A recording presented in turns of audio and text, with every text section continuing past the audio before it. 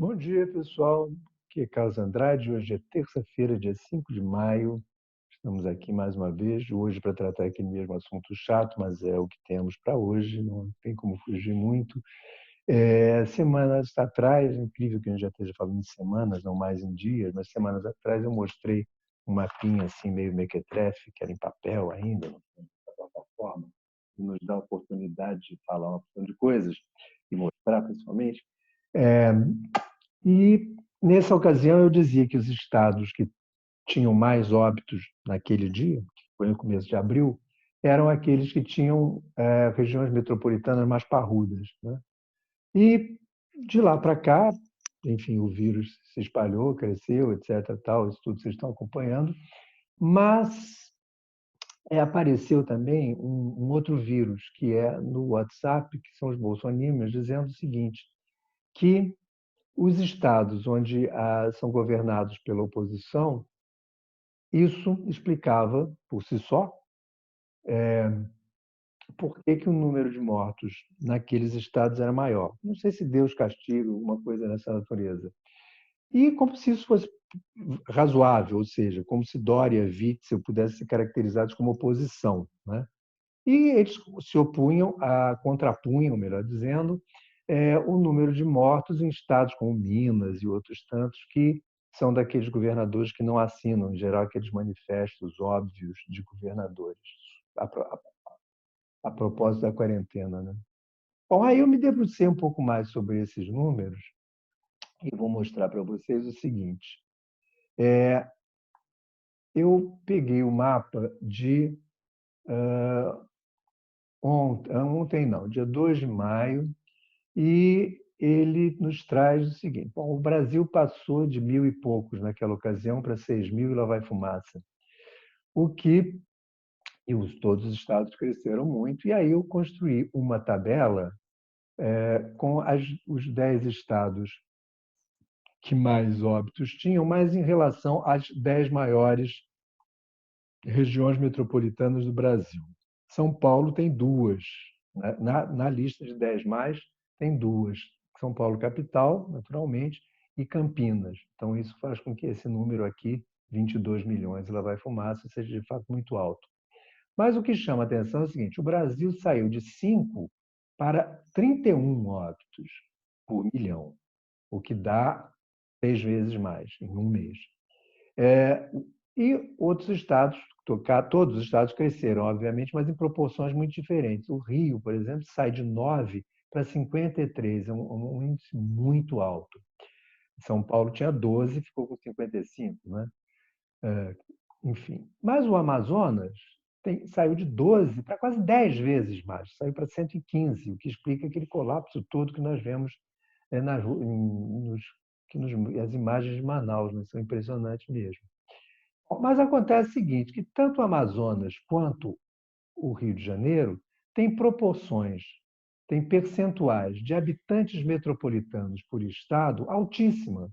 O Rio de Janeiro tem a maior proporção entre todos os estados brasileiros, quase 70% dos... Já foi pior, hein? Já foram 80%. 70% dos habitantes do estado moram na metrópole do Rio de Janeiro, na região metropolitana do Rio de Janeiro. E no Amazonas, que é uma coisa que a gente não faz muita ideia, porque imagina o Amazonas, que é só floresta, mas tem lá uma região metropolitana que concentra 65% dos habitantes do estado. Isso pode explicar também esse fenômeno aqui. Bom, fenômeno de concentração de óbitos por estado, enquanto que outros, por exemplo, Minas Gerais, tem apenas um quarto de sua população na região metropolitana de Belo Horizonte. Não que Belo Horizonte seja pequena, mas o estado, com seus 800 municípios, tem, então, uma proporção menor de habitantes metropolitanos pelo total do estado. Bom, isso nos faz pensar, quer dizer, que as metrópoles elas precisarão, em algum momento, ter um tipo de gestão diferenciado. É óbvio, porque transporte é o grande problema. Tem milhões de pessoas sendo transportadas diariamente, aglomeração em favelas, em periferias que crescem assustadoramente todos os anos, pelo modelo de crescimento do Brasil, não é isso? Bom, a par disso, a gente poderia pensar também o quanto a divisão do país por estados e essa gestão estadual está superada. Quer dizer, a gente traz isso do tempo das capitanias hereditárias, né? Quer dizer, enfim, quando Portugal divide sua colônia recém-conquistada, ainda no século XVI, em capitanias hereditárias, fatiando o litoral.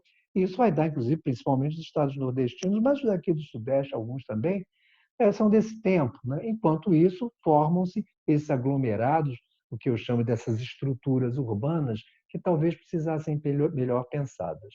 Vamos voltar aqui ao nosso gráfico e eu vou pegar uma outra situação, que é o estado do Pará, que ficou lá embaixo. Eu tenho que pegar ele lá embaixo, porque ele em abril só tinha 1 óbito por milhão, e hoje ele está com 27.